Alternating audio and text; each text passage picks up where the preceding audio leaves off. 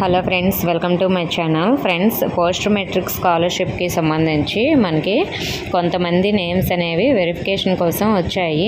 అంటే మనకి 5 step verification అనేది ఎవరికైతే పెండింగ్ ఉందో వాళ్ళ నేమ్స్ అయితే సచివాలయంకి రావడం జరిగింది. సో కొంతమందికి అయితే 5 స్టెప్ వెరిఫికేషన్ అనేది కంప్లీట్ అవ్వలేదు కదా, అటువంటి వారి నేమ్స్ అయితే రావడం జరిగింది.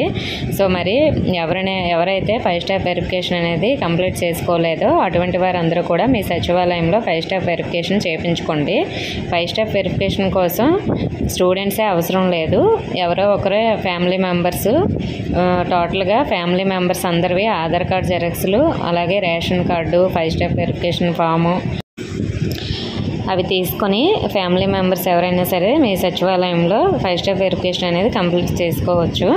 సో మరి పెండింగ్ ఉన్న వాళ్ళకి మాత్రమే అంతకుముందే మీరు 5 స్టెప్ వెరిఫికేషన్ చేయించుకొని ఉంటే అవసరం లేదు. అంటే మనకి 2024-25 విద్యా సంవత్సరానికి సంబంధించి పెండింగ్ ఉన్న వాళ్ళవి. ఓకే ఫ్రెండ్స్, దీనికి సంబంధించి అమౌంట్ ఎప్పుడు పడుతుంది ఏమిటనేది ప్రస్తుతానికైతే అప్డేట్ లేదు.